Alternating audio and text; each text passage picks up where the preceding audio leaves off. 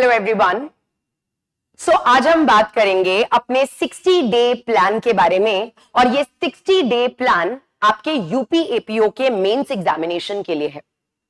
UP APO का mains examination आप 60 day plan के अकॉर्डिंग अगर प्रिपेयर कर रहे हैं देन श्योरली, लेकिन बेटर स्ट्रैटेजी के साथ अगर आप इस 60 डे प्लान के अकॉर्डिंग अपनी स्ट्रैटेजी कर रहे हैं then surely you can clear the UP APO mains examination. But again हमारी स्ट्रैटेजी जब भी आप, और सिर्फ इस एग्जाम के लिए नहीं, किसी भी एग्जाम के लिए जब आप एक प्लानिंग या एक स्ट्रैटेजी स्टडी प्लान बनाते हो, आपको एक चीज इंश्योर करनी होती है that it has to be exhaustive, it has to be exhaustive, it has to be comprehensive. आपको एक एग्जॉस्टिव कॉम्प्रिहेंसिव स्ट्रैटेजी क्या होती है उसका एक आइडिया मैं अभी आपको दूंगी, जो मैं अभी आपको आपका 60 डे प्लान बताऊंगी। बट अगेन जब आप अपनी खुद की भी स्ट्रैटेजी बनाओगे उसमें you have to make sure कि आपकी स्ट्रैटेजी में या आपका जो भी स्टडी प्लान है उसमें you have to cover each and every segment in a day. So according to my plan आपको क्या करना है, आपको अपने पूरे दिन को, बिकॉज हम 60 डेज का प्लान बना रहे हैं तो पर डे के हिसाब से बात करेंगे। सो आपको if you are taking one day तो एक दिन के अंदर what to study, how to study, ये मैं आपको बताऊंगी। So what you have to do, you have to divide your day into 3 parts. आप स्टार्टिंग करेंगे with the GS, because GS भले ही कम नंबर का पेपर है, 50 मार्क्स का ही पेपर है मेंस में, बट अगेन अगर आप उसको अच्छे से अटेम्प्ट करके आओगे it can be very scoring also, because law paper में each and every person is going to get good marks, but GK GS paper, language paper जो आपका हिंदी और इंग्लिश का पेपर है, that can be the deciding criteria, because law में everyone is going to score almost in the same manner. So आप अपने language GK GS से एक डिसाइडिंग क्राइटेरिया, आप जो एक डिसाइडिंग क्राइटेरिया वो आपके लिए हो सकता है that you can clear or you can get into the merit. So सबसे पहले आपको स्टार्ट करना है with the GKGS, और GKGS में सेम सिलेबस है जो आपने यूपी एपीओ के प्रीलिम्स के लिए सिलेबस पढ़ा था GKGS का, that is history, geography, polity, general science, current affairs. अभी भी हमें अराउंड 8 to 10 मंथ्स के करंट अफेयर्स पढ़ने हैं, तो 8 to 10 मंथ्स पहले तक के करंट अफेयर्स एंड उसके साथ साथ जो हमारा स्टैटिक जीके का पोर्शन है हम अपने दिन की शुरुआत उससे कर सकते हैं, बिकॉज बेसिकली ऐसा माना जाता है दैट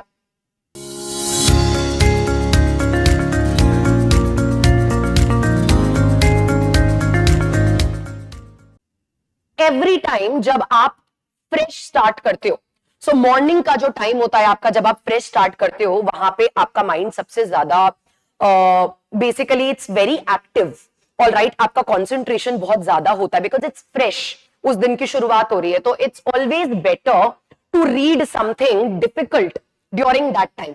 तो जीके जीएस क्योंकि लॉ स्टूडेंट्स के लिए हमेशा एक तरीके से एक फियर फैक्टर रहता है, इसी रीजन से आप जीके जीएस से स्टार्टिंग कर सकते हो।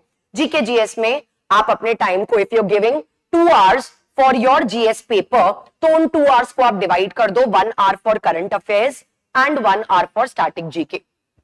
लेकिन अब आपको सिर्फ पढ़ना नहीं है, अब आपको उसकी आंसर राइटिंग की प्रैक्टिस भी करनी है। What you can do, you can take up the PYQs, आप पीवाईक्यूज देख सकते हो, और जैसे जैसे आप टॉपिक, जैसे अगर आपने इंडियन नेशनल मूवमेंट वाला टॉपिक पढ़ लिया है तो फिर पीवाईक्यूज में उसके जितने भी मेंस के डिस्क्रिप्टिव क्वेश्चंस हैं आप उन सबको प्रैक्टिस करोगे, बिकॉज अब हमारा जो फोकस है वो रीडिंग से ज्यादा प्रैक्टिस पे होना चाहिए, because answer writing practice is the deciding factor in your mains examination, because mains examination में आपके mind में क्या है that does not matter, what matters or what brings you to the merit is whatever you are producing on the paper, आप क्या paper पे लिख पा रहे हो, किस तरीके से लिख रहे हो, what is your pattern, style of writing, सारी चीजें उस पर डिपेंड करेंगी। सो जितनी ज्यादा हो सके उतनी ज्यादा आंसर राइटिंग प्रैक्टिस करनी है, और सिर्फ लॉ की नहीं, जीके जीएस की भी और लैंग्वेज की भी। तो इस तरीके से आप अपना जीके जीएस का पोर्शन कर सकते हो। उसके बाद आपके दिन के 2 पार्ट्स और बचते हैं। जिसको आपने वो जो दो पार्ट्स में डिवाइड किया है, that is going to be, आप उसके बाद पढ़ोगे मेजर सब्जेक्ट, क्योंकि मेजर सब्जेक्ट पे सेपरेट पेपर्स है। क्योंकि अगर आप देखोगे सिलेबस में तो आपका जो लास्ट पेपर है, पेपर नंबर 6, उसके अंदर एक ही पेपर में you have other laws. Other laws के अंदर there are so many laws जो एक ही पेपर के अंदर है। तो इसीलिए हर एक लॉ का जो माइनर लॉ है उसका जो वेटेज होगा अकॉर्डिंगली थोड़ा कम होगा। लेकिन बीएसए, बीएनएस और बीएनएसएस के लिए सेपरेट पेपर है, तो इसी रीजन से उनका वेटेज आपके मेरिट में, टोटल मार्क्स में कंपैरेटिवली ज्यादा है। तो इसीलिए प्रायोरिटी बेसिस पे उन पे हमें थोड़ा ज्यादा टाइम डेडिकेट करना है। Plus POCSO, dowry prohibition, IT act, arms act etcetera, मतलब माइनर और लोकल लॉज में आप अगर बेयर एक्ट पढ़ के आंसर राइटिंग कर रहे हो, किस तरीके से, using the keywords of the bare act, writing your answers to the point, then उससे ज्यादा उसमें कोई रिक्वायरमेंट नहीं है। लेकिन जब हम बीएसए, बीएनएस और बीएनएसएस की बात करते हैं तो वहां पे हमें प्रॉपर कॉन्सेप्ट पढ़ना होता है, और क्योंकि वहां पे इतने सारे कॉन्सेप्चुअल प्रिंसिपल्स हैं, so the demand of the examiner will be more. वहां पे आप सिर्फ बेयर एक्ट की लैंग्वेज लिख के आओगे बीएसए, बीएनएस और बीएनएसएस में, the examiner is not going to give you marks. You have to write the policy, you have to write the interlinkages, you have to write the landmark cases, the recent cases, etc. तो इसीलिए जो आपका second portion of your day होगा, that is going to be dedicated for your major laws. Same rule अपनाना है major law में। जिस तरीके से आपके जो भी क्लास नोट्स हैं या सेल्फ नोट्स हैं, उन अपने नोट्स के साथ आपको बेयर एक्ट को रेफर करना है along with the cases। और इस तरीके से मेजर लॉ को रीड करके, अगेन सेम प्रैक्टिस, पीवाईक्यूज में से मेजर लॉ के आप क्वेश्चंस निकालोगे मेंस के, और आपको प्रैक्टिस करनी है। And then coming to the third part of the day, that is going to be the minor law. क्योंकि माइनर लॉ भले ही एक पेपर के अंदर है, बट अगेन बहुत सारे माइनर लॉज हैं, हमें नहीं पता है कि किसमें से कितने मार्क्स का क्वेश्चन आएगा। हम कुछ भी छोड़ के नहीं जा सकते हैं, क्योंकि ऐसा कहीं नहीं लिखा है कि पॉक्सो में से 5 मार्क्स का आएगा, आर्म्स एक्ट में से 5 मार्क्स का आएगा, not at all, it is there description. इसीलिए हमें सारे ही माइनर और लोकल लॉज भी कवर करने हैं। सो हमारा जो पोर्शन नंबर 3 होगा of the day, that is going to be dedicated for the minor and the local laws. Same आपको उसमें बेयर एक्ट को रीड करना है। अगर कोई लैंडमार्क केसेस हैं, जैसे पॉक्सो वगैरह में तो काफी सारे केसेस है, तो उनको रेफर करना है। उसके बाद सेम पीवाईक्यूज में से क्वेश्चंस निकाल के you have to practice the answer writing.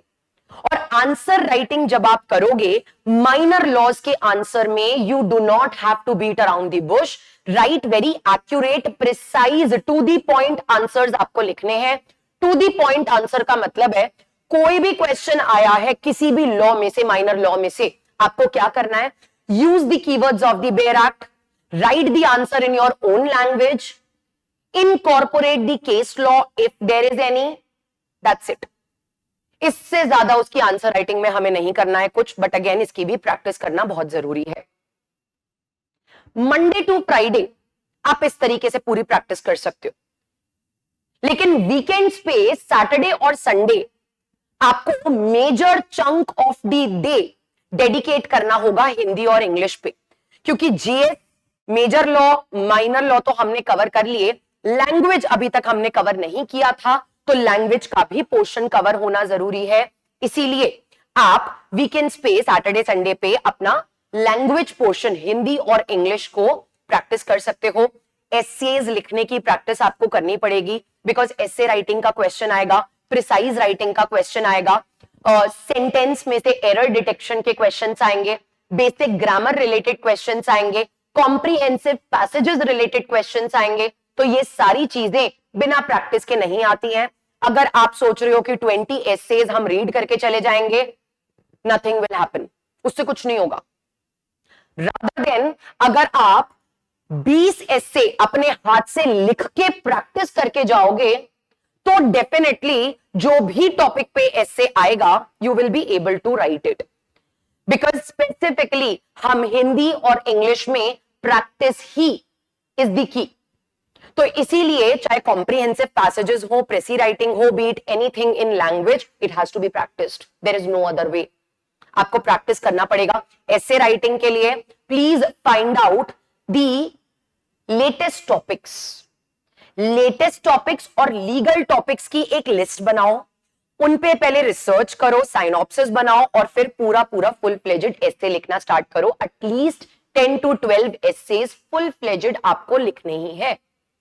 अगर आप 10 एसे लिख रहे हो और बाकी के 10 एसेज के आप सिर्फ साइनॉप्सिस बना के तैयार कर रहे हो अपने पास, that is also sufficient, but do practice it. बिना प्रैक्टिस के it will not be completed. So that is how, इस तरीके से आप अपने पूरे वीक को मैनेज कर सकते हो। मैंने आपको यह बता दिया कि एक दिन के अंदर हमें करना क्या क्या है। अब वो किस टाइम पे करना है, मॉर्निंग आवर्स में करना है, इवनिंग आवर्स में करना है, दैट अकॉर्डिंगली आपको अपनी स्ट्रैटेजी बनानी पड़ेगी। बट मैंने आपको एक प्लानर बता दिया है। इसी तरीके से आप अपना पूरा 60 डेज का अकॉर्डिंग टू द टाइम एक प्लान, स्टडी प्लान तैयार कर सकते हो मेरे दिए हुए स्ट्रक्चर पे। एंड दैट इज बेसिकली, ये एक ऐसा प्लानर या स्ट्रक्चर है जो मैं अपने हर स्टूडेंट को भी बताती हूं, एंड जो प्रीवियस भी स्टूडेंट्स रहे हैं या जो भी बच्चे हैं जो प्रिपेयर कर रहे हैं, all of them they have basically tried and tested it, and this is something, आप इस तरीके से अगर पढ़ते हो तो this is something which is going to get you into the merit, because सबसे इंपॉर्टेंट एक ही चीज होती है, एग्जॉस्टिव स्ट्रैटेजी बनाना। वरना स्टूडेंट्स गलती क्या करते हैं, पूरा एक महीना लगा दिया बीएसए बीएनएस और बीएनएसएस पढ़ने के लिए, उसके साथ पैरेलली कुछ नहीं पढ़ रहे, एंड तक आते आते सिलेबस नहीं कंप्लीट होगा अगर आप इस तरीके से पढ़ोगे। लेकिन अगर आप इस तरीके से पढ़ रहे हो कि एक ही दिन के अंदर you are completing 3 segments and weekend पे बैठ के 2 और सेगमेंट आप कंप्लीट कर रहे हो, तो आप पैरेलली